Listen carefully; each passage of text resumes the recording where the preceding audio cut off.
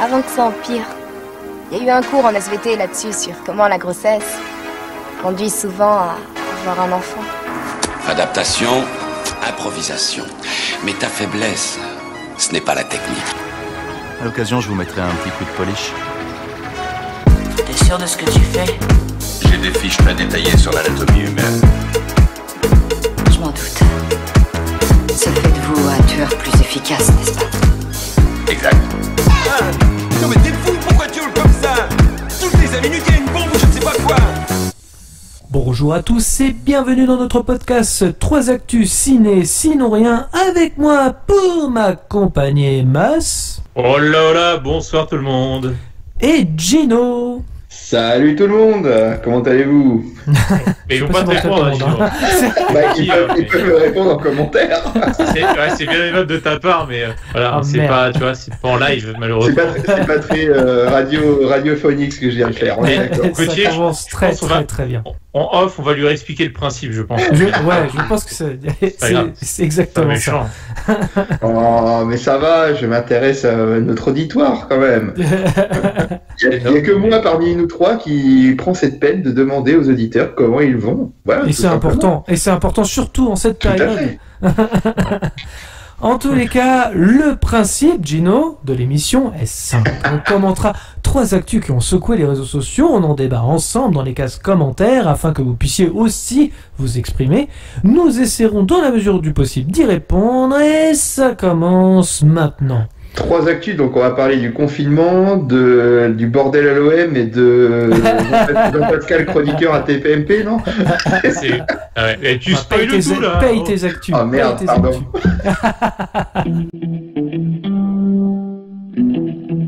Commissaire, on nous communique que la police a découvert que la victime du second meurtre portait le même nom que la femme tuée ce matin. Monsieur le commissaire, est-il exact que ces 2 meurtres ont été commis dans le même ordre que l'annuaire? En tous les cas, la première news dont on va parler, c'est la bande-annonce de Godzilla vs Kong qui a été dévoilée et qui suscite déjà de vives réactions. Eh oui, en mars prochain, 2 des plus célèbres monstres de l'histoire de cinéma vont venir aux mains dans Godzilla vs Kong et il devrait y avoir des dégâts comme le montre la fameuse bande-annonce spectaculaire. Et ils ne se sont pas croisés à part une seule fois le temps d'un long métrage produit en 1963 et sorti dans l'Hexagone en 1976 et nombreux sont les fans qui attendaient cette revanche. Ce sera chose faite grâce à Godzilla vs Kong attendu le 17 mars en France sous réserve que les cinémas aient pu réouvrir et 9 jours plus tard aux États-Unis où il sera visible simultanément dans les salles obscures et sur la plateforme HBO Max comme tous les films du line-up de Warner en 2021. Sur le papier, le choc des titans s'annonce dantesque et les premières images n'y vont pas par 4 chemins avec quelques passages spectaculaires qui devraient faire des dégâts autour des 2 monstres. Réalisé par Adam Wingard, Your Next ou Death Note qu'il a réalisé, des longs métrages, on peut le dire, pourris.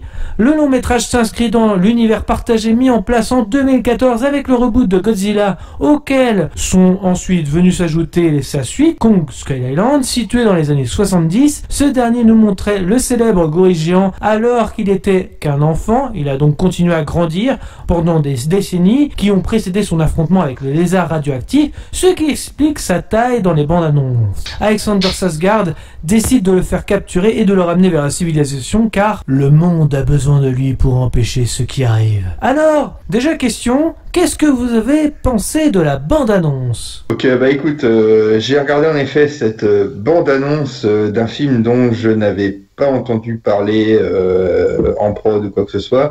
Autant dire que j'avais un vif intérêt à ce que ce film débarque sur nos écrans.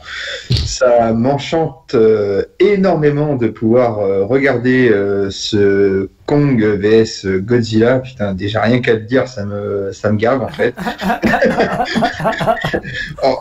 Voilà quoi, on a eu Alien vs Predator, on a eu Mega Giant Octopussy versus Mega Shark, voilà, des grands... Octopussy, t'es sûr du titre? Oh merde. Oui, c'est ça. Octopus ou Giant Octopussy versus Mega Shark. C'est un porno, Gino, mais oui, continue. Non, c'est aussi un James Bond. C'est aussi un James Bond. Et non, en effet, franchement, la bande-annonce m'a paru énervante, quoi. Vas-y, on essaie de te monter un peu de tension, on te met une gamine qui va essayer d'amadouer King Kong, ce genre de choses. Est-ce que Kong est un pédophile? Comment? Non, rien. La question était un peu déplacée. Est-ce que Kong est un pédophile? C'est de la baladophilie. Non, après voilà, c'est, enfin, je veux dire, la bande-annonce m'a pas donné plus envie que ça. Elle fait plus de 2 minutes en plus. La bande-annonce que j'ai vue, c'est assez, assez long pour une bande-annonce qui donne, voilà, c'est genre, on a rallongé la durée de la bande-annonce pour essayer de convaincre de venir voir que ça va être grandiose, que ça va être génial. Ouais, non, j'ai pas été emballé, voilà, par la bande-annonce de ce film. J'ai une autre question aussi de Gino, également, qui peut être importante aussi. Est-ce que tu as vu les autres films? Alors, il y a eu Godzilla en 2014, il y a eu Kong Skull Island et Le Roi des Monstres, Godzilla 2, également. Est-ce que tu as vu ces films? Pas du tout. Non, les 3 derniers que tu as cités, je les ai pas vus. Moi, pour moi, Godzilla, ça s'arrête à celui avec Jean Reno, réalisé par Emmerich. Et King Kong, celui de Peter Jackson avec Adrian Brody de mémoire, si je dis pas de conneries. Oui, c'est ça. Et Diane Kruger, si je dis pas de bêtises, non? Non, c'était Naomi Watts à l'époque. Naomi Watts, pardon, oui, autant pour moi. Non, voilà, c'est arrêté à ça. Et j'ai bien aimé ces films-là. Bon, après, c'est sans plus, quoi, mais voilà, je suis pas emballé de base par les histoires de King Kong ni de Godzilla.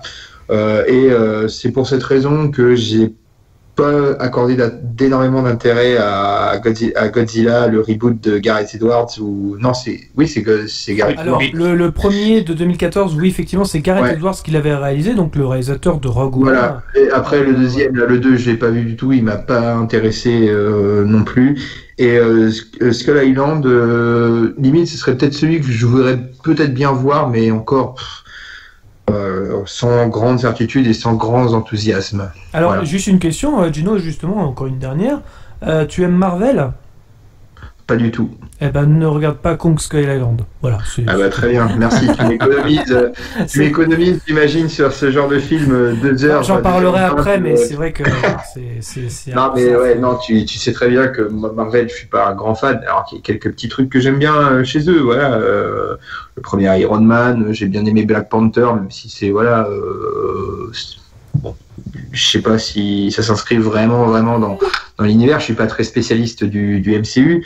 Ou encore, voilà, mais bon, c'est fait pas partie du MCU, mais par exemple les Spider-Man d'avant, et tu vois, même les Deadpool, donc c'est pas vraiment ce qui est inclus au MCU, on va dire, quoi. Ce qui est un peu en tout cas, Spider-Man maintenant est au MCU, et Deadpool va le devenir. Oui, je sais que Spider-Man y est, mais tu vois, pour moi, les Spider-Man qui sont bien, c'est ceux avec Tobey Maguire, ou alors ceux avec Andrew Garfield, que j'aime bien. Voilà. Bah justement, ça se trouve, ils vont aussi être intégrés, on sait pas encore, parce que c'est avec le multiverse.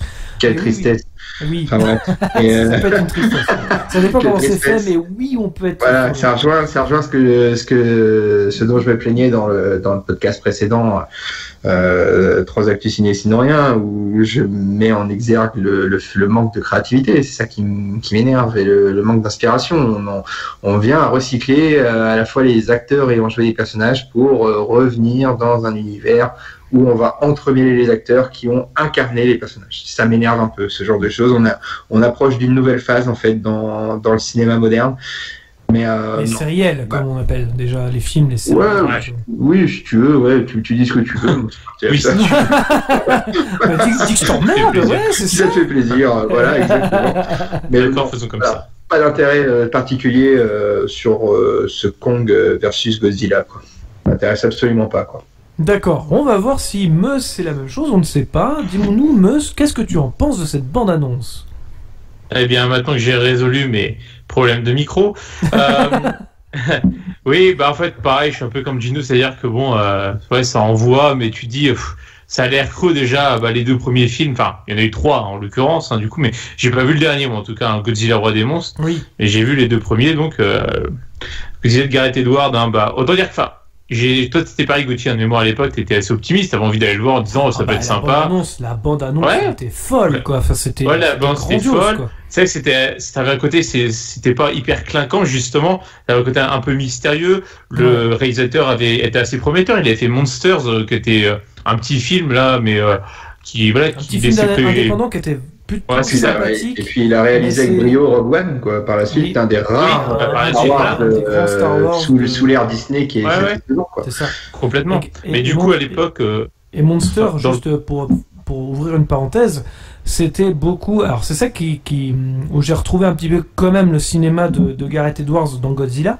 C'était beaucoup sur... en fait, il montrait souvent à l'écran ce qui était intéressant, il le mettait en hors-champ. Tout était suggéré. Ouais. Et Godzilla, c'était pareil, du coup. Sauf que, du coup, dans Monster, ça avait sa place, frustrant. Mais pas dans Godzilla. Et c'est Godzilla, ça le problème de Gareth Edwards. Il s'est un peu craqué là-dessus. Ouais, complètement. C'est ça qui était un peu dommage, c'est que le film, au final, en termes de... Tu vas voir quand même un Godzilla, malgré tout, pour avoir un tout petit peu de spectaculaire. Là, il était peut-être paradoxalement pas assez, entre guillemets, hein, après, voilà. Mais surtout, au-delà de ça, moi, ce que j'ai du mal avec l'univers qu'ils ont fait là, depuis ce premier Godzilla et le Kong, du coup, Skull Island, c'est que le côté... ces grandes bébêtes ont genre une conscience humaniste et sont là pour, entre guillemets, essayer de sauver l'humanité. Mais qu'est-ce qu'ils en auraient à branler, en vrai, je veux dire. Ah ouais, c'est ça qui donne comme vision dans les derniers films. Alors, je l'ai jamais ressenti, moi, perso, hein, mais bon, après, c'est... Si, regarde, quand il retourne à la mer à la fin je spoil un peu pour ceux qui l'ont pas vu, du coup, mais à la fin du Godzilla 2014, il retourne à la mer tranquille, tout le monde lui fait des grands coucous, genre, merci Godzilla! Merci d'avoir détruit nos maisons! Ouais, c'est ça. Il y en a pour des milliards de dégâts, il y a sûrement eu des milliers de morts, mais c'est pas grave. T'en arrives, t'en as Godil. C'est ça. Mais genre, merci avec une petite larme, genre, mais t'as tout détruit, mec. Et je veux dire, on est sur une pire crise que la pandémie actuelle, tellement il a détruit le truc. Tu fais, c'est ça. Et tu vois, on a l'air de retrouver, on a retrouvé un peu le même écueil que King Kong, tu vois, qui était pas totalement méchant. Et là, on retrouve la même chose dans la bande-annonce, puisque la petite fille, genre, qui avait à parler à Kong et tout, il la comprend, machin. C'est beau, hein, c'est magnifique, mais ça n'a aucun sens, en fait. Enfin, c'est mièvre, quoi. C'est instauré. Kong a sa petite fille aussi, hein, c'est Millie Bobby Brown, et du coup, t'as la petite qui est pour. Je pense que c'est selon vous, dans l'histoire telle que, est-ce que pour vous, ça s'inscrit vraiment dans une suite aux deux premiers films, on va dire éponymes, Godzilla et Kong Skull Island, et est-ce que la petite fille aurait pas le rôle qu'avait par exemple Naomi Watts dans le... Moi c'est ce que j'ai compris aussi, c'est que parallèlement j'ai l'impression, en tout cas ça c'est un peu un thriller reaction, mais c'est un stéréotype de la jolie blonde ou voilà, c'est un peu qui amadou le singe, quoi. C'est un peu empêché parce qu'en fait à la base King Kong, si vous vous souvenez un petit peu de l'histoire de King Kong, il y avait toujours la blonde, la femme blonde, machin, et qui est un petit peu qui parlait de la soumission finalement de l'homme par rapport à la femme, hein. C'est ça que ça voulait dire King Kong aussi dans les 6 films, et du coup je pense qu'ils ont voulu éviter ce cliché là. Ils l'ont remplacé par une petite fille, et c'est pour ça que je blaguais tout à l'heure avec le côté un peu pédophile, mais du coup ça envoie un autre message qui est un peu bizarre. Quand j'ai regardé la bande-annonce, j'étais un peu gêné que cette petite fille arrive à parler à Kong. Alors bien évidemment je pense que c'est totalement innocent dans le film, mais c'est vrai que ça paraît bizarre quand même, cette histoire-là quand même. Après, du coup, Meus, qu'est-ce que t'as pensé? Parce que je vais quand même j'ai trouvé quand même un point positif, mais qu'est-ce que t'as pensé des effets spéciaux juste dans la bande-annonce? Après, c'est un trailer, donc ça a le temps de se peaufiner d'ici la sortie du film, mais ça pue le numérique, quoi. Il y a plein de plans où tu fais, moi j'ai pas trop, je me suis pas, autant en termes d'action, tu dis c'est impressionnant, mais encore une fois, je suis assez exigeant en termes d'effets spéciaux. Moi, ça m'a pas envoyé vraiment du pâté, et des plans, j'ai trouvé ça un peu, encore une fois, dégueulasse sur le plan numérique. Quand je vois, mais il faut attendre de voir le produit final, hein, avant de juger clairement, mais quand je vois les effets spéciaux, encore une fois, j'ai des films références, typiquement, ce qu'à faire, j'ai oublié son nom déjà, c'est Neil Blomkamp avec District 9, par exemple, tu vois, en termes d'effets spéciaux. Pour moi, ça, c'est une référence, c'est impeccable, le film, oui, même Chappie, je veux dire, ces films, ils sont techniquement, ils sont absolument impeccables, quoi. C'est incroyable, quoi. Tu vois, donc ça, c'est propre et tout. Là, je retrouve pas la même qualité, quoi. Clairement, après, voilà, c'est pas les mêmes mecs derrière, c'est sûr. Moi, pour ma part, je trouve, après, c'est mon avis là-dessus, mais c'est la seule chose que j'ai trouvé vraiment bien dans la bande-annonce, c'est que j'ai trouvé que les effets spéciaux, par contre, même, alors surtout King Kong. Pour Godzilla, on peut retrouver des choses, qui peuvent être un peu. On voit que c'est numérique, tout ça. Par contre, King Kong, j'avoue que ça envoie du pâté. Hein. Je parle en effet. Il y a un moment, je crois, qu'il balance un truc où, je sais pas, il se protège par rapport au truc nucléaire de Godzilla. Il se met à gueuler. Franchement, honnêtement, j'y ai cru. J'ai fait, ah ouais, là, pour le coup, niveau effet visuel, ça envoie du pâté. Il y a beaucoup de plans comme ça où tu te dis, ah, quand même, là, pour le coup, les effets sont bien réussis. Mais après, pour le film, je suis d'accord avec vous là-dessus. Moi, je l'attends pas vraiment. Je déteste la franchise. On va être clair dès le début. Désolé pour les fans, tout ça, machin. Mais alors, Godzilla... Pardon, famille, tout ça. Mais pardon famille, tout ça. Mais c'est vrai que Godzilla de 2014 de Gareth Edwards, bah pareil. Alors j'en attendais peut-être trop à l'époque, je ne sais pas. Mais je me disais bah oui, le Godzilla de Roland Emmerich, voilà, il est un peu cliché, on va pas se mentir, machin. Le fait de réhabiliter Godzilla, oui, on en avait besoin. Oui, ça pouvait être un putain de film. Et quand on voyait la bande-annonce, que ce soit les passages avec Bryan Cranston ou même quand il saute en parachute pour voir la taille de la bestiole, en termes de mise en scène, j'ai fait, mais ça on va envoyer du pâté, parce qu'en plus de ça, on avait la mise en scène, on avait la musique qui allait bien, on avait les effets qui étaient réussis, en même temps, on n'osait pas trop voir la créature, on avait le fameux cri à la va. Bref, ils en dévoilaient pas trop, ça avait une hype de ouf chez moi. Je suis arrivé au cinéma, je me suis jamais autant fait chier. Et encore, je trouve qu'il est plus réussi que Kong Skull Island, où j'ai trouvé vraiment le film ridicule, c'est le mot pour moi, et c'est ce que je disais justement avant. Pour moi, c'est un film qui est marvelisé à balle, et je parle pas que des acteurs qui viennent de Marvel, puisque effectivement on a Brie Larson, on a Samuel Jackson, et on a Loki, Tom Hiddleston. Oui. Donc on a quand même 3 personnages du MCU, donc c'est pas là par hasard, on va pas se mentir. Et en plus de ça, le film... Gauthier, la prochaine fois qu'il y aura un Tarantino avec Samuel Jackson, il va faire Tarantino se marvelise. Parce que... mais non. C'est même pas, c'est pour ça que je dis, c'est pas sur les acteurs. Les acteurs, je veux dire, maintenant, tous les acteurs sont passés par le MCU, visiblement. On va pas se mentir, c'est tellement une grosse industrie que chaque acteur est passé par le MCU. Non. L'idée, c'est que c'est le scénario qui est marvelisé. C'est-à-dire que on va avoir tout ce qui est aussi au niveau de la mise en scène, par exemple, on va faire des plans à la Apocalypse Now. Je sais pas si tu me rejoins là-dessus, hein, Mus, mais c'est impressionnant. C'est-à-dire que on va faire beaucoup de plans à l'Apocalypse Now, en genre, vous vous souvenez d'Apocalypse Now? C'était bien. Hein. Bah, on va refaire les mêmes plans. Vous vous souvenez? C'est vachement bien.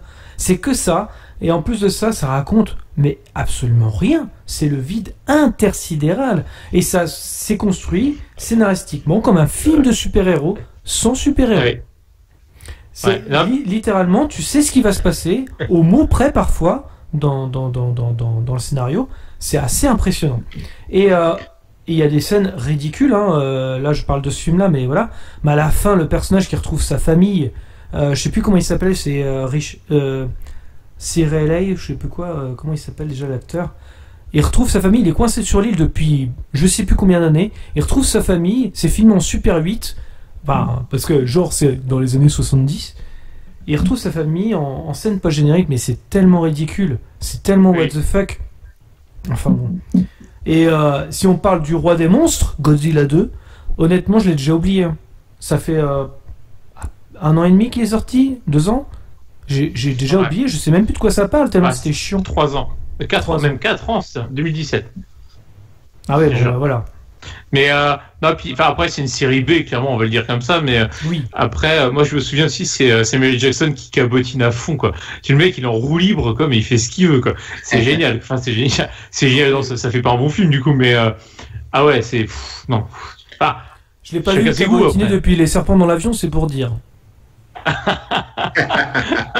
Qui lui-même est une série B aussi, donc tu vois, enfin tu te dis ouais, on est en lien. Bon, quand tu vois le trailer, tu te dis c'est quand même, je pense que pour donc c'est la Warner qui fait ça, non? C'est Warner, ouais. Oui, parce que ça avec HBO Max, c'est quand même, je trouve que ça reste néanmoins un pari énormément parce que le trailer sent le fric quand même à mort, ne serait-ce que les effets spéciaux, les acteurs, ce que tu veux, la production qui va avec. Comme ils disent, ils veulent le mettre parallèlement dans les salles obscures, mais par exemple, comme on voit en France, comment ça se passe, est-ce que voilà, les salles obscures, est-ce qu'on en aura au moment de la sortie du film, par exemple, c'est attendu le 17 mars en France, donc vu les teneurs de nos politiques actuellement, ça risque d'être compliqué. Ça pue du cul, ça on peut le dire. Oui. Voilà, et puis est-ce que honnêtement, auprès, par exemple, du jeune public, comme tu dis, qui est fan de cet univers Marvel, par exemple, ou qui a découvert Star Wars sur les épisodes Disney, est-ce que, selon vous, est-ce que ça peut marcher? King Kong et Godzilla, ça va les inspirer? Parce que quand tu vois que nous, par exemple, Godzilla, moi j'ai découvert ça, donc c'était Emmerich en 97, je crois, de mémoire, si je dis pas de bêtises. Je sais à peu près dans ces années-là, je crois, de mémoire, 97-98. C'était la même année que Armageddon, et oui. Ouais, mais nous, on était encore jeunes, on a découvert quelques années avant Jurassic Park, donc hop, on a découvert la dinosaure, donc déjà, ça te donnait envie de regarder un peu plus le film, tu vois. Il y avait une espèce de hype qui montait grâce à ça. Aujourd'hui, moi, je sais pas si King Kong et Godzilla sont des personnages de cinéma assez forts pour le jeune public, pour susciter l'intérêt de ce jeune public, tu vois. Ouais. C'est une vraie question. C'est une vraie question. Est-ce que ça va pas faire comme l'effet, et c'est pareil, on peut rajouter ça aussi, à la catastrophe niveau audience de Wonder Woman 2. C'était vraiment une catastrophe pour le coup. Ils ont pas rapporté tellement d'argent sur HBO Max, et tu te dis ouais, ça est-ce que ça va pas baisser même la qualité de nos films par la suite? C'est vraiment la question qu'on peut se poser. Après, c'est vrai que quand on a évoqué Wonder Woman, on n'a pas pensé à le signaler aussi, mais Wonder Woman, c'est plus une héroïne qui parle à la génération de nos parents, voire nos grands-parents. Et maintenant aux petits films, parce que maintenant, tout le monde connaît Wonder Woman grâce aujourd'hui, grâce à Gal Gadot, voilà, à son rôle, mais je veux dire, c'est pas une franchise hyper forte, quoi. Ça n'aura jamais l'aura d'un Superman ou d'un Batman, tu vois, dans pour l'instant, ouais, c'est un peu le cas, ouais, effectivement. C'est compliqué. Alors, ouais. Ouais, toi, tu parles bien au nom du patriarcat, toi, enfoiré. Ah non, je ne fais qu'un constat, c'est écrit, c'est vérifiable. C'est voilà. C'est dans ton livre. Et j'ai envie de vous poser une autre question par rapport à ça, en fait. Alors, Team Kong ou Team Godzilla? Ou alors c'est du marketing pour faire parler du film? Parce que on voit ça partout maintenant. Depuis qu'il y a eu les réactions au trailer, tout le monde choisit son camp. Team Kong, Team Godzilla. Qu'est-ce que vous en pensez? Je trouve ça absurde de devoir choisir entre les deux, parce que pour moi ça reste deux créatures qui font partie de la mythologie du cinéma, parce que déjà dans les années 30, dans les années 40, on faisait des King Kong, on faisait du Godzilla. 1933 King Kong, au passage. C'est des créatures mythiques, hein, donc je veux dire, c'est d'un sens, même si c'est vrai que j'ai tendance à critiquer le manque de renouvellement ou autre ou de créativité. Bon, ça veut pas dire qu'il faut faire tout et n'importe quoi, mais je trouve ça par contre correct de pouvoir transmettre aux générations futures qu'est-ce que représentait King Kong, qu'est-ce que représentait Godzilla. Ça reste des personnages qui ont créé les premières stupeurs au cinéma des premiers publics dans les salles, dans les films en noir et blanc de l'époque. Ça reste des personnages un peu mythiques, un peu comme l'était Dracula ou Frankenstein par exemple. Donc pour moi, ça reste des créatures qui sont de ce standing-là, on va dire des très grands classiques du cinéma. Voilà. Mais c'est pas pour autant, comme je disais, qu'il faut en faire de l'exploitation pour en faire de la merde derrière sur l'écran, quoi. Voilà. Donc ça n'empêche pas qu'il faut quand même un bon scénar, quoi, pour faire un bon film. Ça paraît être la base. Hitchcock qui disait ça. Enfin, il y a 3 choses importantes pour faire un film, hein, le scénario et enfin le scénario. Ça, malheureusement. Non, c'est clair. Ah ouais, on est d'accord. Mais ouais, non, oui, c'est clair. Moi, pas de choix là-dessus. Oui. Pas de choix entre King Kong ni Godzilla, mais j'avoue avoir une préférence quand même pour le film de Peter Jackson sur King Kong. J'ai bien aimé. Ah oui. Alors, ouais. Voilà. C'est sympa. Et il y en a qu'on oublie aussi. Je vais choisir un film, et pas une créature. Je vais choisir un film plus qu'une créature. Voilà, c'est tout.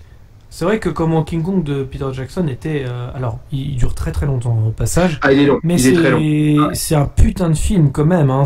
Moi, je me souviens qu'au cinéma, il avait fait son petit effet. Et alors, il y a un autre film avec Jeff Bridges aussi et Jessica Lange, un autre King Kong qui était un peu pareil, qui était un remake aussi dans les années 70. Franchement, qui me faisait très peur quand j'étais petit. Donc ça faisait vraiment son effet, pareil, King Kong, ça a toujours été quelque chose d'assez effrayant. Godzilla, on n'était pas trop fan, il y avait effectivement le remake de Roland Emmerich, Mais après, sinon, Godzilla, c'était pas une culture la déception de Godzilla. Alors, tu vois, par exemple, j'ai bien aimé celui d'Emmerich. C'est sans plus, tu vois, j'ai bien aimé quand même. Alors, je crois que chronologiquement, c'est Le Monde Perdu qui est sorti avant de Jurassic Park. Il est sorti. Le Monde Perdu, il est sorti avant le Godzilla d'Emmerich. Ouais. Moi, quand j'étais gamin, j'avais l'impression que, en fait, ne connaissant pas l'histoire de Godzilla, que c'était une créature mythique du cinéma qui avait déjà été faite auparavant, moi, je me suis dit, Godzilla, en fait, c'est comme si on faisait un film. C'est comme si on faisait un film sur un dinosaure, mais que sur les 20 dernières minutes où le T-Rex dans Le Monde Perdu arrive dans la ville et qui saccage tout, je me suis dit, ils ont fait un film à partir de ça. Et donc, moi, je me suis dit, bah ouais, c'est comme Jurassic Park, mais non. Et en fait, il y a eu ce côté-là où pour moi, ce film m'a moins marqué à l'époque. Aujourd'hui, avec le recul et la connaissance acquise du fait que c'est un reboot que Emmerich avait fait d'une créature qui existait déjà, je comprends mieux le film dans ce qu'il est, dans ce qu'il représente. Mais et Jean Reno. Voilà. Et par contre, oui, et Jean Reno, bien évidemment. Mais pour moi, voilà, ce film-là. Pas dire ça. Il y a des répliques dedans, mais. Elvis Presley, mon pote. C'était le King. Mais Godzilla m'a moins marqué que le King Kong de. Non, mais... Mais ce café devait être torréfié en France. Bah, c'est marqué French Coffee. Oh putain, c'était à l'époque où Jean Reno était très bankable à Hollywood. Hein. Avec Mission Impossible et Léon. Tu vu, grand-père. Ouais. Ah ouais, c'était quelque chose. Hein. Et toi, Moss, du coup, Team Kong, Team Godzilla? Moi, Team, j'en ai rien à branler, j'ai envie de te dire. Que le meilleur gagne. Franchement, non, bah après, voilà, écoute, d'abord, enfin, d'une part, encore une fois, hein, je vais radoter d'émission en émission, mais j'aimerais juste que au moins ceux qui veulent le voir puissent le voir au cinéma, ce serait quand même bien, parce que franchement, un film comme ça, tu vois, tu sais, encore une fois, c'est film popcorn, donc quitte à le voir, autant en prendre plein les mirettes au cinéma dans une salle adaptée, quoi, plutôt que, c'est à ce moment-là, autant le voir en 10X, hein, tant qu'on y est, allons-y. Est-ce que vous avez vu, mine de rien, on fait que justement de parler des fameuses salles de cinéma qui sont fermées actuellement. Est-ce que vous avez regardé la vidéo de bilan de Durandal ou pas du tout? Je fais une parenthèse, mais c'est important. Trop long. Je l'ai pas regardé. Vous l'avez pas vu. Parce que lui, il fait un parallèle justement avec le fait que, pour lui en tout cas, et je trouvais ça super intéressant parce qu'il fait les pour et contre, que la salle de cinéma ne va pas mourir pour autant. Parce que finalement, la salle, c'est un moyen de faire un peu plus de fric. De quoi? Il parlait de Jean Lassalle. Ah, Jean Lassalle. Ah, putain, oh la vache, le bec de merde. Ah merde, putain. Non, moi je la valide, moi. Tu la valides. Voilà. Mais en gros, je trouvais ça super intéressant. Donc, moi aussi, j'invite aussi nos auditeurs à la regarder parce que c'était super intéressant. Il fait vraiment les parallèles entre la salle et la VOD, les avantages ou les inconvénients. Et du coup, les exploitants, que ce soit même les exploitants de salles ou même les distributeurs comme Warner, ne pourront jamais se passer de salle. C'est pas possible. Ou en tout cas, ça veut dire que la qualité des films baissera en fonction du nombre d'abonnés qu'ils ont. Puisque c'est du fric comme ça qu'ils ont. Alors que avec les salles, ils peuvent avoir pas mal de fric parce que ça rassemble les gens. Quand on va voir un film, c'est souvent à plusieurs, enfin en général. Et en plus de ça, on va effectivement discuter, parler du film et on va pas l'oublier comme ça peut être un film sur VOD. Donc c'était très très intéressant et je vous invite vraiment à la regarder. Ça ouvre une autre perspective en fait sur le débat qu'on a pu avoir dans les autres émissions. Donc voilà. Et pour moi en tout cas, pour le côté Team Kong ou Team Godzilla, ça m'énerve un peu d'ailleurs de voir ça parce que c'est un petit peu comme Batman vs Superman ou Civil War. Il y a le hashtag, vous savez, Team Kong, Team Godzilla, hashtag Batman, hashtag Superman. Qui va gagner? Putain, on sait très bien que ces deux camps, enfin, vous savez très bien qu'ils vont s'allier et combattre un putain d'ennemi en commun à la fin pour pas froisser le public et pas prendre des risques au point de tuer une de ces icônes. Enfin, c'est complètement stupide. Bien évidemment que c'est pour le market, hein, c'était plus ou moins dans ma question et la réponse était là. Car plus on parle du film, il faut le savoir, et plus forcément il va être vu, ou en tout cas être vu en salle, si jamais les salles sont ouvertes. Donc voilà, c'était un petit peu ma petite question Team Kong, Team Godzilla qu'on voit un peu partout sur internet ou même sur Twitter. Donc voilà, est-ce que vous avez quelque chose à rajouter sur King Kong ou sur Godzilla? Non, juste que les auditeurs n'hésitent pas à nous dire si eux sont Team Kong ou Team Godzilla, par exemple. On puisse faire un sondage ça fait évoluer le référencement et on accepte Voilà. volontiers. On en débat dans la zone commentaire comme on le disait au début d'émission. On va passer à la deuxième news du coup et on va parler encore de gros monstres parce qu'on est comme ça, parce qu'on est généreux. On va parler de Jurassic World 3 puisque le réalisateur promet que son film sera une super conclusion de toute la franchise. Oui, au cas où quelqu'un en douterait encore, Colin Trevorrow a confirmé que Jurassic World, le monde d'après, puisque c'est comme ça qu'il s'intitule, sera l'aboutissement d'une histoire vieille de 29 ans. Et si le tournage de Jurassic World, le monde d'après, s'est achevé en novembre 2020, après quelques déconvenues au fait que la crise sanitaire mondiale, il va encore falloir attendre encore un an, ou en tout cas plus d'un an, avant de découvrir comment les humains vont gérer l'inversion de la chaîne alimentaire et leur nouveau statut de gibier. Pour l'instant, on ne sait pas grand-chose de l'intrigue, mais toute la promotion du film s'est faite autour d'un trio mythique formé par Alan Grant, Sam Neill, Ian Malcolm, Jeff Goldblum et Ellie Slater. C'est Slater? Non, c'est Ellie Slater, Laura Dern, qui se réuniront pour la première fois après Jurassic Park de Steven Spielberg. Quant à savoir pourquoi, on imagine facilement que la remise en liberté de dizaines de dinosaures sur le continent américain on sera pas pour rien. En plus des vétérans de la saga qui, promis, auront de vrais rôles, le film de Colin Trevorrow qui reprend les deux nouveaux personnages principaux, Owen Grady, joué par Chris Pratt, et Claire Daring, jouée par Bryce Dallas Howard, je vais y arriver, en plus de rappeler plusieurs personnages secondaires des deux trilogies. Question, quel est votre rapport à la saga Jurassic World, ou même la saga Jurassic Park? On peut étendre le sujet. Je vous écoute. Johnny, ok, voilà. C'est gentil, mais ok, faut pas que t'hésites à prendre la parole, faut pas avoir honte. Je suis trop timide, je travaille à l'hésite. Donc alors, moi j'ai plutôt te parler du rapport que j'ai à la saga Jurassic Park, plus que Jurassic World, parce que Jurassic World, je n'ai vu que le premier, pas le deuxième. Il faudrait que je le voie quand même,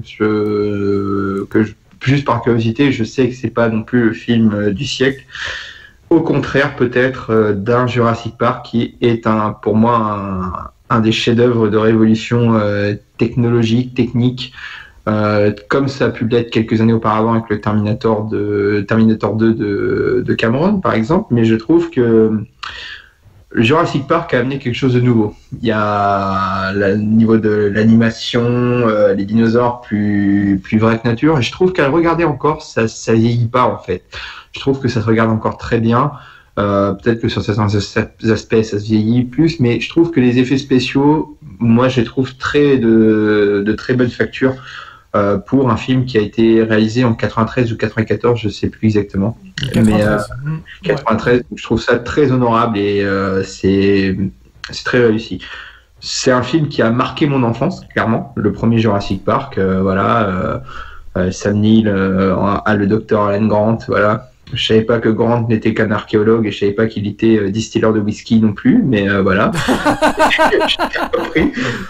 Et puis que dire du professeur Malcolm, quoi, avec sa théorie du chaos, quoi. Voilà, le théoricien du chaos. Enfin, il y a des scènes mythiques dans ce film.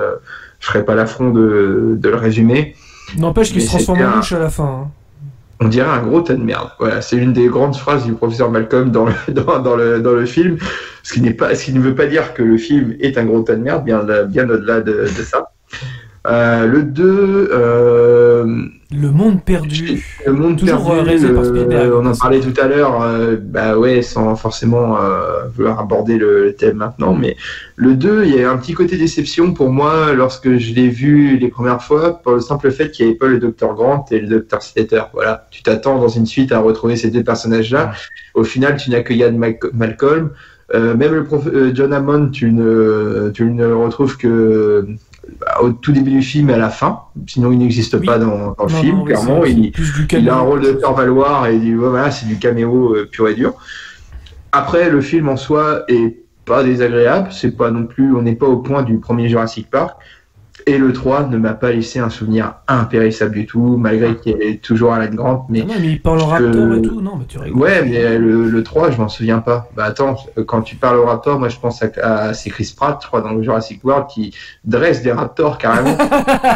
et puis Jurassic World, là, on atteint des sommets quand même, avec Omar Sy qui fait de la mobilette au milieu des Raptors. Moi je trouve ça génial, quoi. C'est Chris Pratt. Là, mais il fait pas de la mobilette, si Omar Sy. Si, Omar Sy. Il me semble qu'il est sur une mobilette aussi. Non, il était sur une mobilette, pas autour des Raptors, ça c'est sûr que non. Ah non, mais il fait. Mais tu l'as pas vu, c'est une scène coupée, c'est avec une 103 SP. Ah bah je confonds peut-être alors, mais ouais non, mais enfin bref, bon bah je sais qu'il y a Omar Sy dedans. Déjà ça m'a fait un choc parce que je me dis Omar Sy, voilà, d'habitude il calme un Raptor dedans, hein. Il pousse des fauteuils roulants où il y a François Cluzet assis dedans d'habitude, et puis là non, il retrouve avec des Raptors. Je fais bon, pourquoi pas. Après voilà, non, c'était pas un grand souvenir non plus Jurassic World. Le dire, allez, bah là, on va vous faire presque du Godzilla. Tiens, c'est un peu le parallèle qu'on faisait. On va croiser deux espèces de dinosaures et puis on va créer un super monstre. Bon. Ouais, c'est bon, quoi.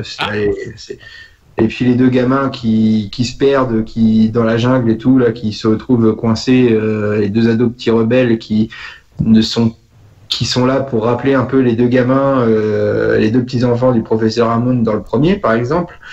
Voilà, il y a un peu trop de similitudes entre Jurassic World et Jurassic Park dans les aspects scénaristiques, on va dire ça comme ça. Mais voilà, moi pour la saga, pour moi, voilà, il y a Jurassic Park et pourquoi pas Le Monde Perdu, mais à petite dose. Et voilà, ça se limite à ça pour moi, la saga. Et toi, monsieur? Bah, moi, concrètement, je suis un peu comme Gino, hein. Globalement, je rejoins ce qu'il a dit, hein. C'est-à-dire que le 1, bah, génial, quoi. C'est vrai que pour l'époque, même encore, il se regarde avec grand plaisir, même en 2021. Et après, c'est vrai qu'avec les animatroniques, ça, c'était vraiment révolutionnaire. Puis, il fallait tout inventer, qu'on pense le cri des dinos, quoi, parce qu'on le connaît pas, en vrai. Donc, ils ont inventé plein de trucs, un univers vraiment génial, enfin, même si c'est tiré d'un livre, bien évidemment, mais leur transcrire comme ça, ciné de cette façon, Spielberg et toute l'équipe, ils ont fait un travail génial. Après, effectivement, à partir du 2, bah, c'est un peu moins bien. Le 2, j'aime quand même, parce que il est pas aussi bien que le 1, c'est évident, mais ça reste le deuxième meilleur. La scène du bateau, monsieur. Ouais, la scène du... Oui, parce que, comme si le T-Rex, il avait conduit...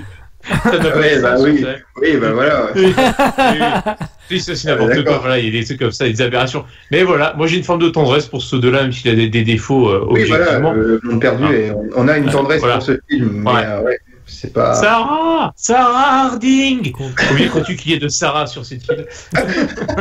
C'est ça, ouais, ça j'avoue, c'est magique. Bah, Jeff Goldblum en même temps. On n'atteint pas du tout la qualité du 1, mais ça reste tout à fait acceptable. Mais à partir du 3, ça se gâte, parce que le problème du 3, bah, en fait, déjà, le casting, Téa Leoni, insupportable. Elle passe son temps à hurler, la meuf, une fois qu'elle est dans la jungle, c'est terminé. C'est hurler. De toute façon, ces lignes de script, ça devait être écrit hurlement. Tu sais, tout le temps. Hurler. Donc, voilà. C'est pas de texte. Bon, il y a ça. Hurle, c'est tout. Ouais, c'est ça, ouais. Et puis c'est surtout à partir du 3, on entre dans le problème qu'ont beaucoup de sagas de cinéma, c'est la surenchère. Il faut toujours faire plus grandiloquent que l'épisode précédent. Tu sais, c'est toujours mettre une bébête, là en l'occurrence plus grosse. Le du 3, c'est dans le 3, je crois, où il y a tout un passage dans l'espèce de volière. Ouais, c'est ça. Ouais. Alors cette scène-là, normalement, à la base, dans le livre, je suis en parallèle au bouquin, elle se trouve dans le livre. C'est-à-dire que normalement, c'est dans Jurassic Park cette scène-là. Ah oui. Voilà. Oui. Sauf que, elle a été réécrite, hein, bien évidemment, elle a été un petit peu plus. Vous comprendrez, chers auditeurs, qu'il n'y a qu'une seule personne d'entre nous trois qui lit les bouquins.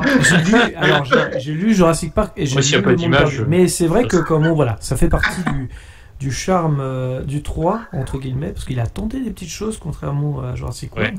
Mais c'est vrai que, oui, la scène de la volière, par exemple, est tirée du livre. Et normalement ça aurait dû apparaître dans le premier, et c'est ce qui a fait que en fait à l'époque où Steven Spielberg a fait le premier, il n'y avait pas assez de budget. Je rappelle quand même que c'est 65 millions de dollars à l'époque de Jurassic Park, donc le budget n'était pas si fou. Parce que tant que Tango et Cash, quoi. 10 millions de plus que Tango et Cash et tout, quoi. C'est que dalle, hein. Jurassic Park a été fait pratiquement avec rien. Bon, il y a 15 minutes de dino, mais voilà, c'est important de le souligner quand même. Ouais, mais tu vois, malgré que, comme tu dis, il n'y a que 15 minutes de dino dans le premier Jurassic Park. Ici, vous avez plus d'une heure de Gino. Hein. Donc, Ouais. Le gynosaure. Oui, c'est vrai. Mais c'est vrai que, mine de rien, tu dis, il y a que 15 minutes de dino dans le premier Jurassic Park, mais je trouve que, C'est plus subtil. eh ben, on a l'impression que malgré tout, leur présence est là pendant tout le film. Tu sens cette tension, notamment dans les phases où tu es avec Alan Grant et les gosses, quand ils cherchent un peu à se cacher, à survivre, à trouver une solution de repli. T'as quand même toujours l'esprit de la menace des dinos qui sont là. Donc, tu vois, c'est pas quelque chose qui m'a marqué qu'il y ait que 15 minutes de dinosaures dans ce film. Oui, mais Je pense pas. mais C'est dû à la une mise très en bonne scène. remarque que tu fais. C'est une très bonne remarque parce qu'en fait, ce qu'il a fait, Spielberg, finalement, c'est un peu comme il a fait avec Les Dents de la Mer, c'est-à-dire la suggestion, tu vois, faire Exactement. travailler un peu La l'imagination du Tout à fait. spectateur. Parce que le Et, requin, tu vois très peu dans les Dents de la Mer. ouais, c'est ça. Et t'as toujours l'impression qu'il est présent dans les eaux. C'est Et ça. en plus, c'est vrai qu'il exploite très bien ça dans les Dents de la Mer, l'univers marin qui est hyper vaste, gigantesque, donc autant de possibilités qu'il soit très loin du bateau de Martin Brody dans les Dents de la Mer, par exemple, mais au final, tu sens malgré tout que le danger il est suggéré, il est là, et généralement ce qu'il a fait, le travail qui a été fait sur les Dents de la Mer comme Jurassic Park pour la suggestion dont tu parles, c'est également l'excellent travail de musique qui a été fait sur ces deux films, Bien sûr. qui te met dans l'ambiance. Et ça, C'est ça. c'est voilà. Le fameux verre John de Williams. avec les pas, il y a Ouais, un exactement. sound design qui est assez impressionnant. Tout à fait. hein. Exactement. Les raptors aussi, les ombres des raptors, parce qu'on joue sur les ombres beaucoup, sur les pattes des raptors, parce que des fois on les voit pas en entier, c'est juste les pattes, mais ça donne une ambiance de fou. La jungle aussi, également. On va filmer la jungle de la même façon qu'on filmait la mer dans les Dents de la Mer. Il y a beaucoup d'astuces finalement qui ont fait que, et c'est peut-être aussi le petit défaut du 2, d'ailleurs dans le Monde Perdu, ça commençait déjà avec le Monde Perdu je pense, c'est-à-dire que comme disait Meus, c'est la surenchère, c'est-à-dire qu'on voit beaucoup plus de dinosaures. Est-ce que c'est mieux? Est-ce que c'est plus subtil? Voilà, on peut s'interroger là-dessus. C'est vrai que le 2, déjà, dès que les gars d'InGen arrivent, ça fait un peu esprit safari plus que une tension, menace des dinosaures, quoi. En gros, tu sais que tu arrives sur une île où il y a des dinosaures et les mecs, ils sont préparés. Donc, il n'y a pas ce côté surprenant parce que déjà, rien que la scène où Grant découvre le Diplodocus lors de la première scène où on voit le premier dinosaure, déjà eux ils ont la surprise de ça, ils s'attendaient pas à ça, alors que là on est dans un monde où il est acquis qu'il y a des dinosaures sur cette île, et donc on est là pour voilà, t'as même un chasseur de grand safari qui est là pour moi je veux tuer le T-Rex mâle, moi je veux le choper, voilà quoi, c'est voilà, donc oui, c'est ça. On a comme tu dis, Meus avait donné le terme juste, t'as pas l'esprit de suggestion, quoi, tu l'as beaucoup moins. Et tu l'as juste dans la Ah, scène des raptors, on n'allait pas dans les hautes herbes, tout ça, c'est tout, quoi. Oui. C'est quoi la différence entre un bon et un mauvais chasseur du coup? Parce que ça j'ai pas Gino, compris. c'est quoi? Bah, bon chasseur, il voit un truc, il tire, quoi. Alors que le mauvais chasseur, il voit un truc et bah il tire, quoi. Mais c'est pas pareil. Pour Ah, il y a le aussi, viandard, il y a le Jurassic viandard. Park, la façon dont il a été fait aussi, enfin, c'est quand même important de le savoir, c'est le rapport en fait finalement avec le cinéma. C'est-à-dire que les dinosaures sont le cinéma, c'est le spectacle grandiose, et vous avez toujours le petit avocat, on va dire producteur, hein, on va changer le terme, qui est là pour faire chier, est-ce que c'est bien de faire ce film-là, est-ce que c'est... Il y a toujours le rapport avec le cinéma. Et c'est Oui, il y a une allégorie à ça, oui. Voilà, il y a une grosse allégorie de Jurassic Park envers de faire un film, remplacer le parc par le film justement, comment construire un film. C'est exactement ça en fait Jurassic Park. Et, mais il s'est fait plaisir à le faire tuer sur les chiottes, ça. je trouve ça génial, moi. C'est voilà, c'est le fameux producteur, mais je vais le faire crever sur les chiottes, j'en ai rien à foutre.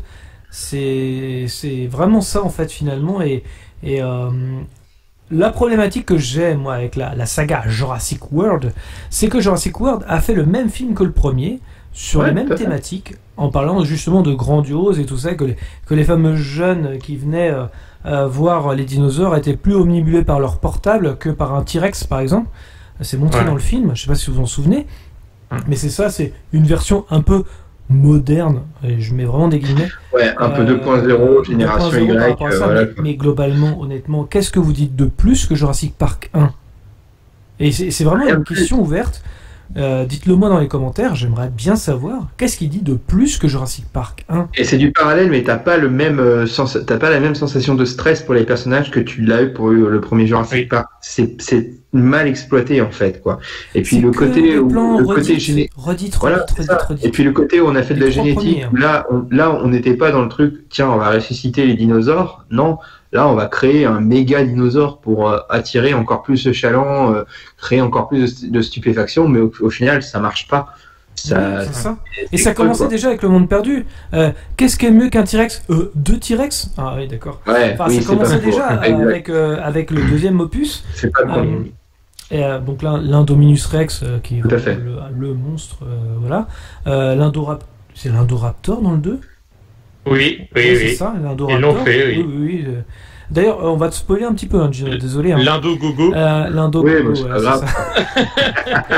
Mais c'est pareil, tu vois, quand on reparle de Jurassic World, l'idée d'ouvrir le parc, c'est une putain de bonne idée à la base. Franchement, sur le papier, moi, tu me donnes le scénario, on va ouvrir le parc. Putain, c'est génial, bah oui, j'y ai pas pensé. Ça donnerait un vrai renouveau à la saga.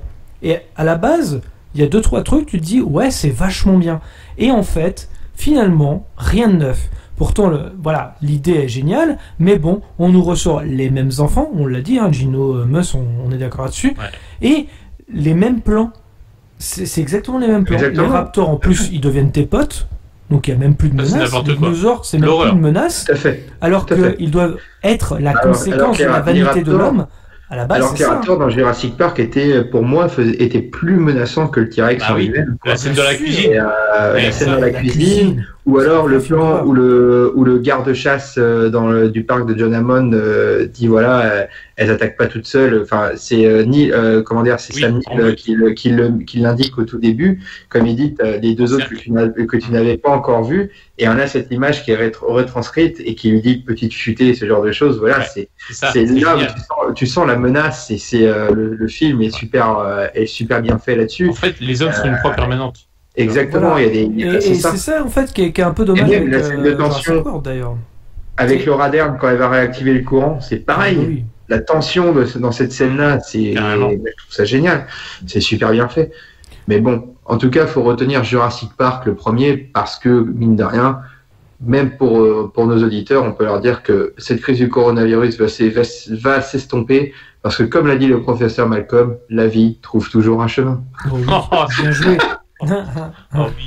Mais oui, là, pour revenir justement, c'est ça le problème que j'aime moi avec Jurassic World, c'est que les dinosaures, c'est plus une menace, alors que ça devrait être la conséquence de la vanité de l'homme. C'est l'homme qui se prend pour Dieu, créateur quand même. C'est ça, hein, Jurassic Park à la base. Hein. C'est l'homme qui se prend pour Dieu, et c'est ce que dit Ian Malcolm dans le premier. On a perdu le message en fait, et on remélange ce que les premiers films ont déjà réalisé. On a tout de même une bonne réalisation quand même, je vais quand même dire du positif avec Fallen Kingdom, qui est pour moi une bonne réalisation. C'est dommage que le scénario soit pourri.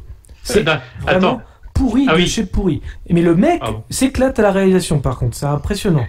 Alors par contre, tout à l'heure tu parlais également du fait que Jurassic World repartir sur l'ouverture d'un parc et tout, allez on y va, on le fait quand même, ce genre de choses. C'est une bonne idée, comme tu le disais au départ, mais par contre, je trouve qu'elle est en contradiction avec le premier Jurassic Park, où à la fin, Alan Grant dit je ne vous donne pas l'aval sur ce parc après avoir vécu toutes ces... Et puis que John Hammond, il dit je vous comprends en gros, quoi. Il fait je suis d'accord avec vous, quoi. Et en gros, il y a toujours des producteurs pour déterrer les projets de merde. Ouais, si tu pars sur ce concept-là, je suis d'accord avec toi. Je garde l'allégorie du cinéma, mais c'est ça. Si le but était d'avoir pris en compte la menace et ce genre de choses, dans ce cas-là, le scénario s'en pâtirait. Mais après, je vais pas faire le rabat-joie à tout critiquer. Comme tu dis, l'idée de base de repartir sur un parc, on va dire, qui semble avoir été conçu pour que tout se passe bien, que tout soit sécurisé et autres, pourquoi pas. Mais c'est vrai que si en y réfléchissant bien, si Jurassic World est un reflet entre guillemets de ce qui a été fait sur le premier Jurassic Park, dans ce cas-là, le message de fin de John Hammond avec le professeur Grant ne colle pas. Mais je fais la fine bouche, mais c'est juste ça qu'on pourrait mettre comme Oui, le élément. message du 2 d'ailleurs, parce que John Hammond à la fin dit laissez ces animaux en paix, ils ont le droit de vivre. Oui, tout à fait. Oui, Je crois qu'on les a assez exploités. Voilà, ça va à l'encontre même du deuxième film, alors que le 3 justement exploitait le fait que ils sont en liberté, basta. Tu voulais dire quelque chose, Mus, je crois qu'on t'a coupé un moment, vas-y dis-nous. Oui, non, mais c'est juste que j'ai rigolé. Non, mais normalement, t'as dit Fallen Kingdom, j'ai compris Final Countdown. Alors, j'ai pas compris, j'ai bugué un peu, quoi. C'est le J'ai dernier fait qu'est-ce qu'il y a- préservatif, c'est ça. C'est ça, exactement. Ah oui, bah oui. Non, mais ouais. Vas-y, continue, Mus.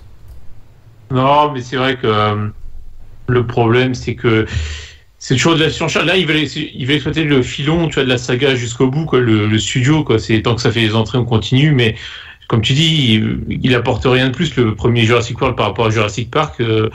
Après, c'est pareil, c'est que de la surenchère, mais sans intérêt. On utilise les mêmes stratagèmes, les mêmes clichés de personnages qu'on a déjà vu 100 fois, et c'est dommage, quoi. C'est vraiment fait juste pour l'argent, moi, j'ai l'impression. Encore une fois, c'est aussi une industrie. Qu'est-ce que t'as pensé du T-Rex qui fait un clin d'œil à la fin de Jurassic World Ah oui, c'est vrai ça. Ah oui, avec le Vélociraptor. Oh là là, ah oui, je me rappelais plus de ça. C'est important quand même de rappeler les scènes importantes du long métrage. Donc c'était bien marré. J'ai failli faire une crise cardiaque moi devant. J'ai fait rire jaune. What the fuck, les mecs. Tiens, tu sais ce que ça me rappelle, c'est que justement le fait de faire passer le Raptor d'une menace à un allié, déjà ça casse tout. Ça fait un peu comme dans une autre saga. Je vois, tu sais, ils ont salopé aussi un peu avec Predator dernièrement, tu vois, le Predator de Shane Black. Tu vois, pareil, ils salopent toutes les sagas de toute façon depuis un moment à tout niveau là, et ils vident les sagas de leur substance originelle, quoi, tu vois.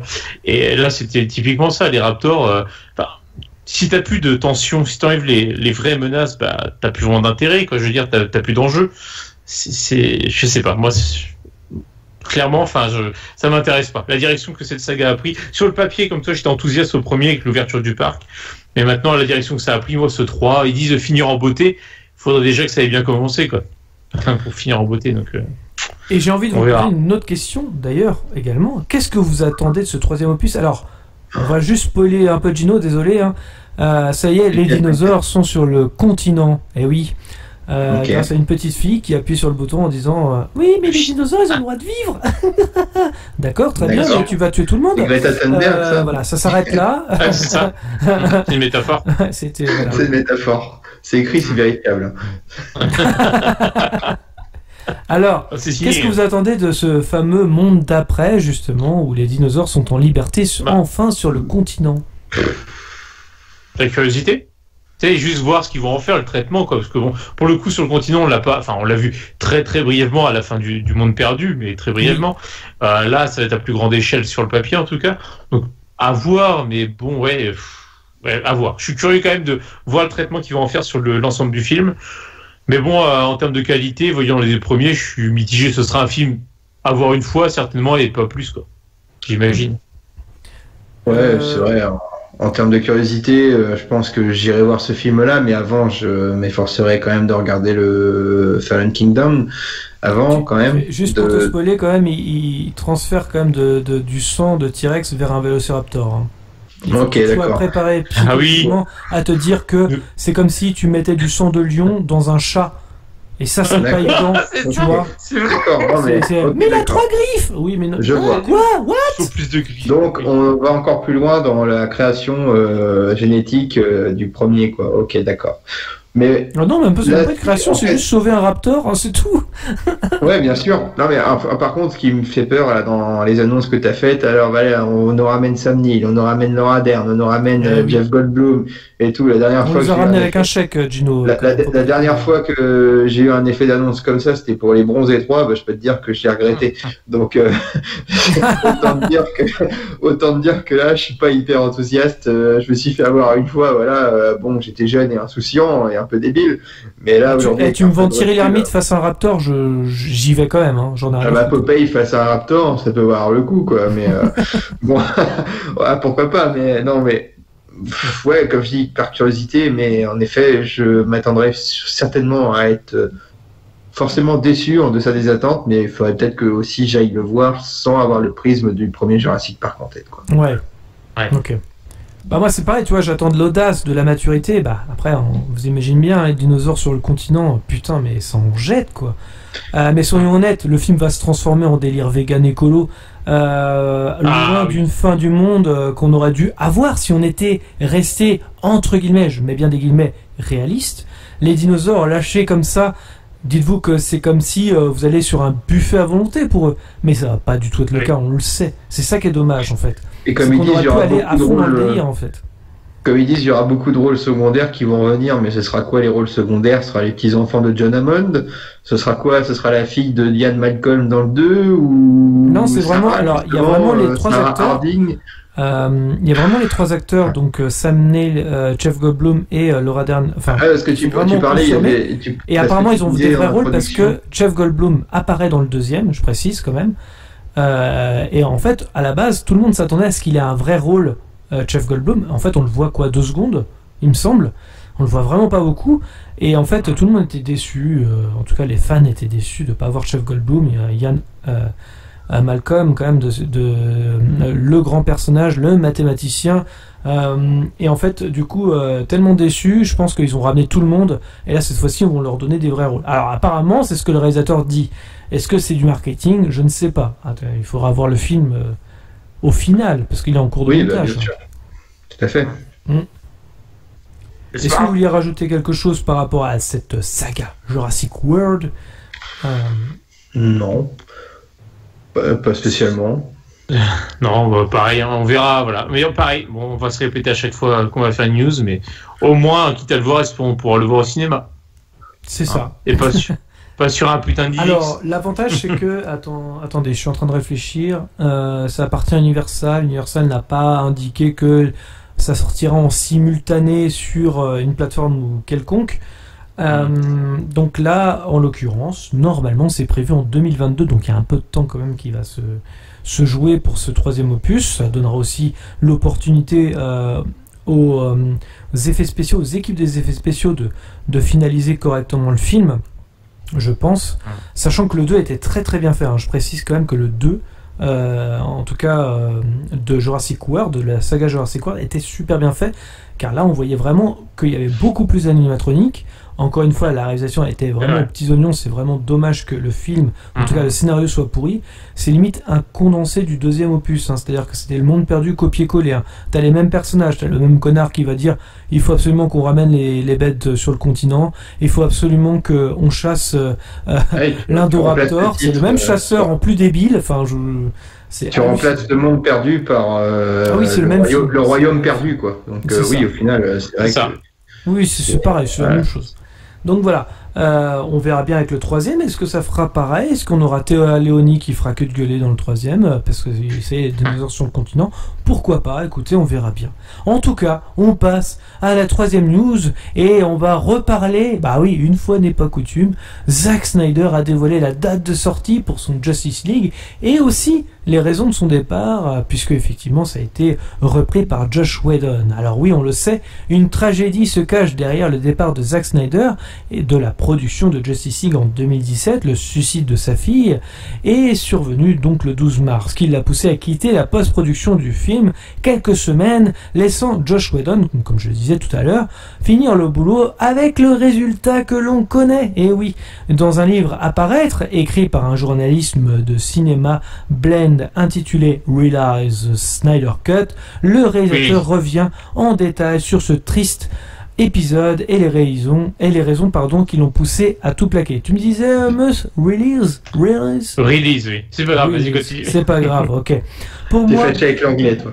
Je suis un peu fâché, ouais. J'ai Final Countdown et compagnie, donc c'est un peu difficile. Oui. En tout cas, le réalisateur Zack Snyder a déclaré: pour moi, c'était en quelque sorte terminé. J'étais conscient que ma famille avait plus besoin de moi que de ces conneries. Il fallait que je les honore et fasse en tout cas de mon mieux pour soigner ce monde, explique Zack Snyder au cours de cet entretien qui a été réalisé en juin 2020.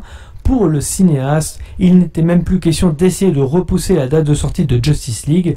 Je n'avais pas la force de me battre avec le studio, de me battre pour le film. Je n'avais littéralement aucune énergie pour ça. Je crois que c'était ou en tout cas c'est vraiment la raison principale. Je pense qu'il existe un monde parallèle où je suis resté et j'ai essayé, mais je suis sûr que j'aurais pu. Je veux dire, chaque film est un combat, non? J'en avais l'habitude, mais je n'avais tout simplement pas la force, je n'avais pas envie de me battre. Ce qui se passait dans ma vie m'avait mis KO, je ne voulais pas, je m'en moquais. Voilà dans quel état d'esprit j'étais. Depuis, de l'eau a coulé sous les ponts et Snyder est finalement reparti au front pour mettre en boîte son Director's Cut de Justice League. Aux dernières nouvelles, cette version durera 4 heures et sortira aux États-Unis sur HBO Max le 18 mars prochain.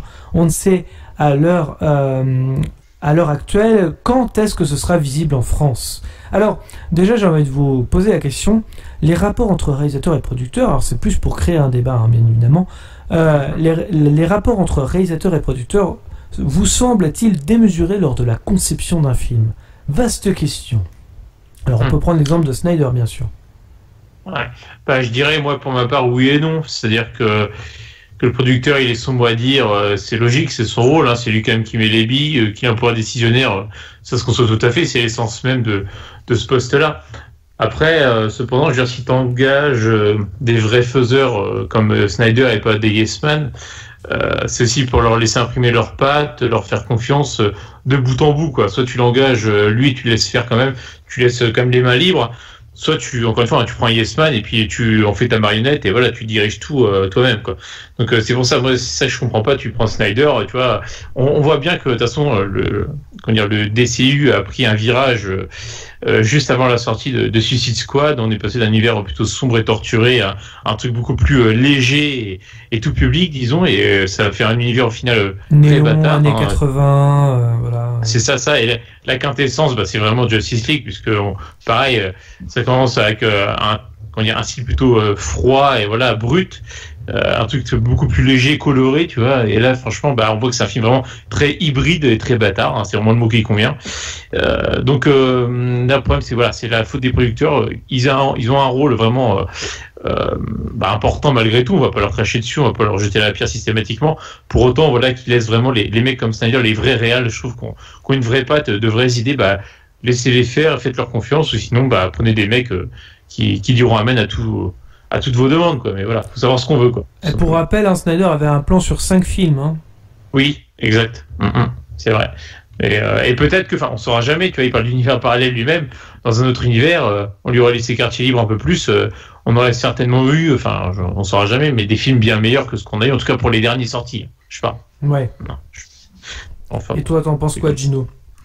Ouais, non, je pense que Mus a bien réalisé, résumé Gino. a bien résumé la... On va brainstormer, on va faire envoie tes inputs. Ouais, ça marche.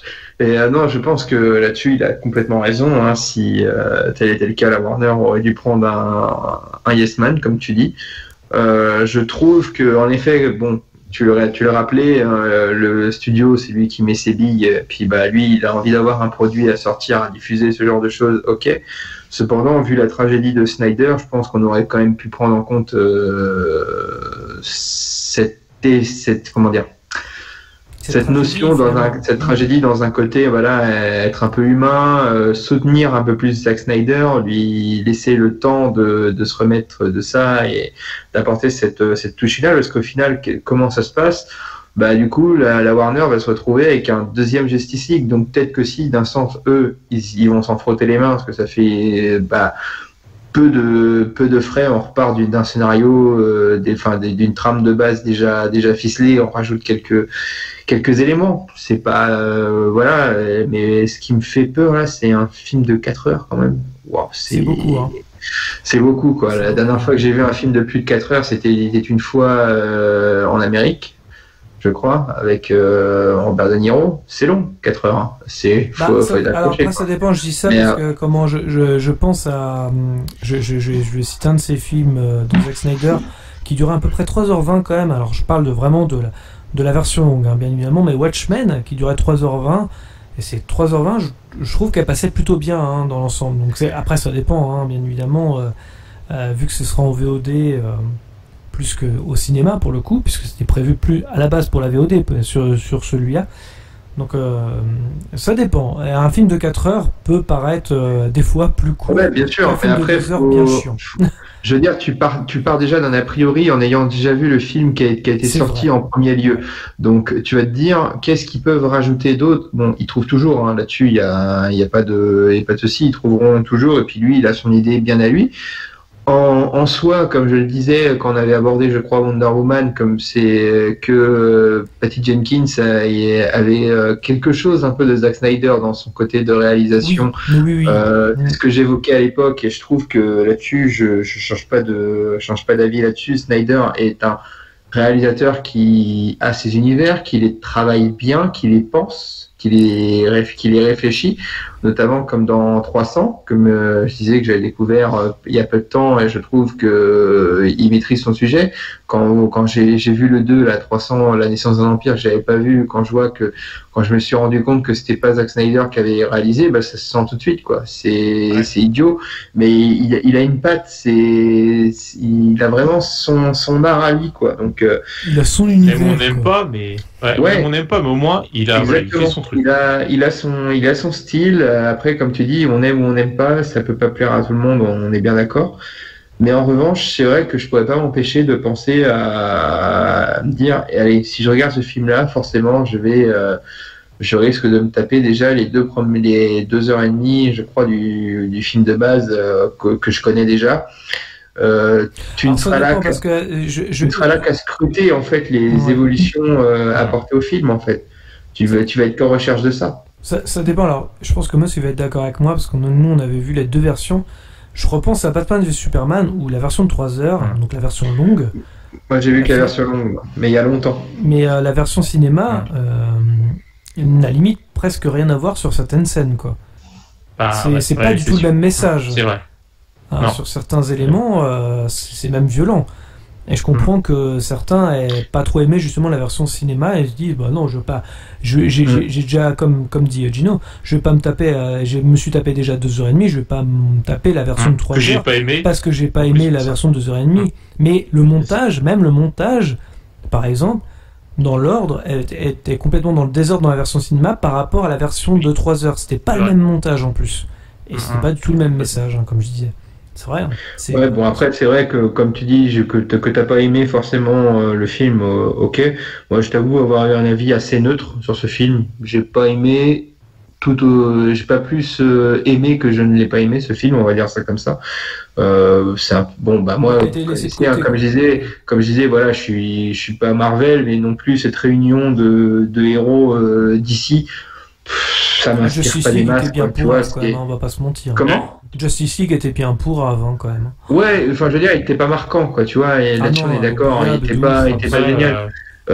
Mais, voilà, je trouve que de toute façon, moi, je suis pas du tout le public de ce genre de film, donc après, voilà, je laisse l'avis aux spécialistes. On va récupérer 3 cubes. Oh, putain. Mais c'est vrai que les gars. c'est vrai que je me suis égaré un peu du sujet de base, mais voilà, je trouve que en effet, je trouve que la Warner, je la comprends, dans le sens où elle a besoin d'avoir un produit qui sorte à l'époque, ce genre de choses, et que aujourd'hui, elle va s'y retrouver elle va y retrouver son compte, hein, je pense. Malgré tout, faut pas se leurrer, hein, ça va lui rapporter quand même des sous, dans le sens où il y a beaucoup de gens, je pense, qui aiment le travail de Zack Snyder et qui vont être curieux de voir ce que ça va donner. Mais je peux comprendre que pour lui, il a pu y avoir la frustration à l'époque de pas pouvoir faire le travail qu'il a voulu fournir, qu'il va fournir maintenant, pour des raisons personnelles qui sont compréhensibles et tout à fait,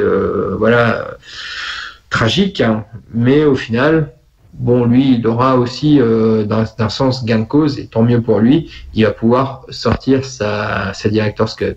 C'est pas évident, hein, dans le cas de Warner, qui tente à tout prix. Alors, il y a ça aussi qu'il faut prendre en compte, hein. À l'époque, en tout cas en 2017, hein, le cas de Warner, qui tente à tout prix de rattraper le MCU et dans un minimum de temps. Sauf que Marvel, lui, il a mis 2 fois plus de temps, il faut le rappeler, pour installer son univers étendu.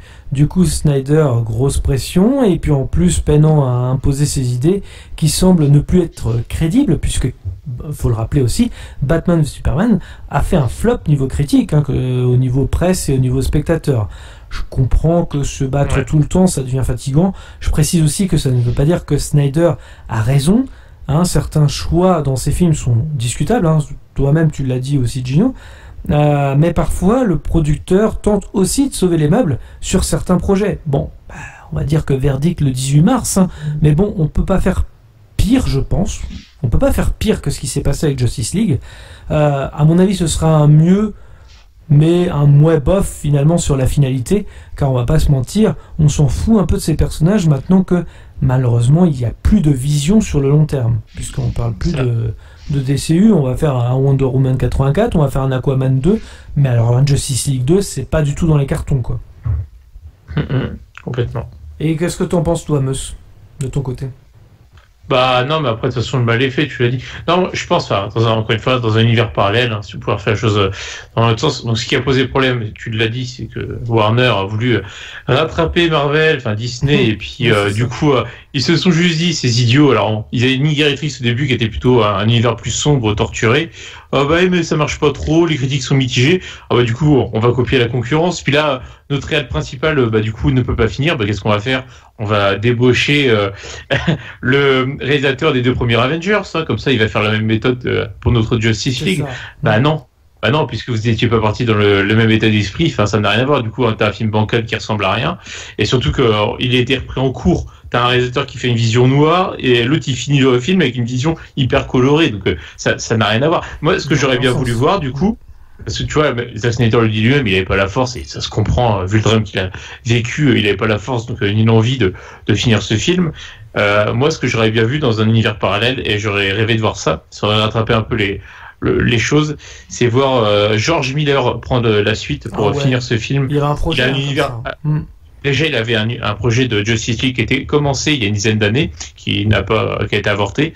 Et puis surtout, il a une vision beaucoup plus proche à choisir de Zack Snyder en termes de vision de violence, de torture, etc. Enfin, de vision torturée de l'univers.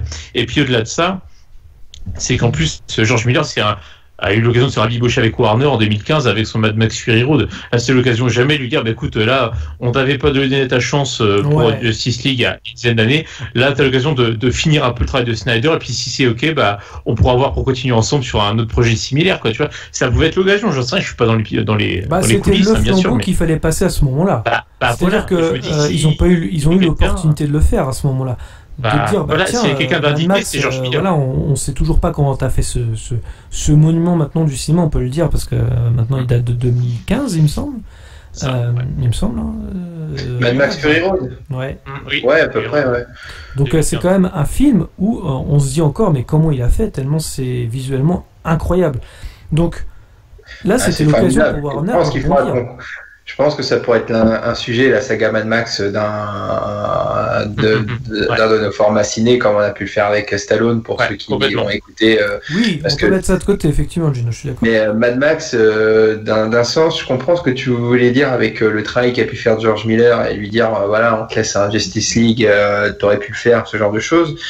Mais pour moi, on est quand même sur 2 environnements complètement différents, parce que George Miller, il voulait le faire. Miller, je comprends, mais est-ce que le résultat aurait été le même? Parce que tu es plutôt dans des films de super-héros d'une époque contemporaine, alors que là, Mad Max, c'est une saga dans un monde un peu post-apocalyptique, pardon, d'un road trip, on va dire ça. Enfin, je sais même pas si on pourrait appeler ça un road trip, un survival trip, je sais pas si ça se dirait, mais on pourrait dire ça. On va inventer des gens. Mais, c'est pas d'un sens, je veux dire, le Mad Max, il les a, lui, réalisé les premiers avec Mel Gibson. C'est lui qui a pensé l'univers qui a eu ce succès-là. Et je trouvais au contraire que c'était très risqué pour lui de faire son propre reboot de sa série. Et au contraire, il a prouvé le contraire, comme quoi il a été génial. Mais là, passer d'un univers à un autre, donc peut-être qu'il y a aussi la facilité pour lui d'appréhender Mad Max Fury Road, vu qu'il connaissait bien les codes de cet univers. Oui. Et est-ce qu'il aurait eu le même résultat? J'en doute pas que ce soit un très grand cinéaste. Au contraire, il l'a prouvé, George Miller. Mais on est sur un univers où les super-héros, les héros de comics ont des codes très précis, en fait, tu vois. Ouais, et puis même l'univers était déjà commencé. Est-ce que ça l'aurait intéressé de reprendre un univers comme ça, même s'il l'avait déjà c'est jamais arrivé. On suit plus sur ceux qui ne sont pas arrivés. De toute façon, mais ce que Ouais, je veux dire, tout à fait. c'est qu'à choisir, j'aurais préféré prendre Miller que Josh Whedon. Ah bah oui. Surtout que, encore une fois, bien sûr. ça me semblait beaucoup plus naturel, beaucoup plus logique. Surtout qu'il est déjà sous le giron Warner, donc. J'aurais pris Jean-Marie Poiré, moi. Il avait bien fait des bons boulots. Claude Zidi.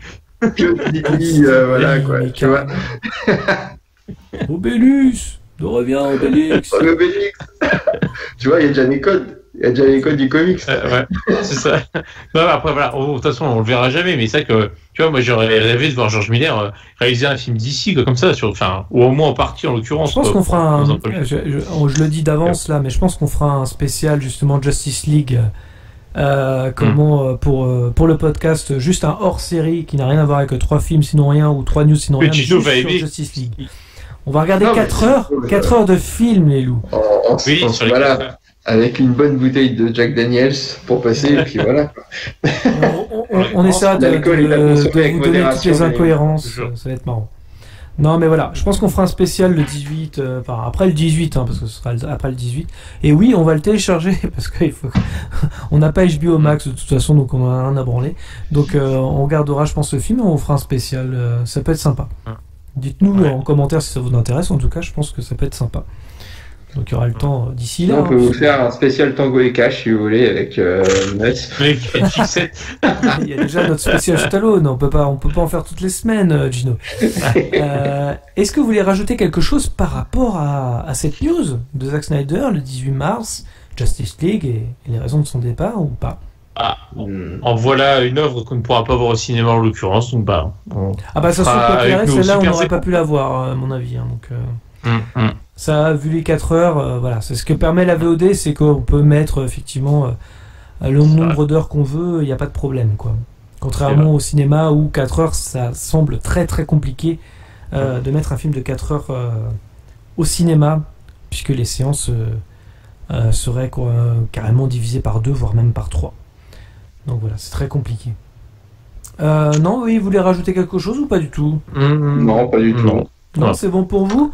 Eh bien écoutez, merci à tous de nous avoir suivis. Je vous rappelle que vous pouvez clocher, commenter, mettre un pouce bleu, nous suivre sur les réseaux sociaux Facebook, Twitter, Instagram. Les liens sont dans la description. Dans tous les cas, rendez-vous dans les salles obscures quand elles vont réouvrir pour de nouvelles aventures. Bonne soirée à tous. Salut tout le monde, bonne soirée. Ouais, salut, à plus. Avant que ça empire, il y a eu un cours en SVT là-dessus sur comment la grossesse conduit souvent à avoir un enfant. Adaptation, improvisation. Mais ta faiblesse, ce n'est pas la technique. À l'occasion, je vous mettrai un petit coup de polish. T'es sûr de ce que tu fais? J'ai des fiches très détaillées sur l'anatomie humaine. Je m'en doute. Ça fait de vous un tueur plus efficace, n'est-ce pas? Exact. Non mais t'es fou, pourquoi tu hurles comme ça? Toutes les 5 minutes,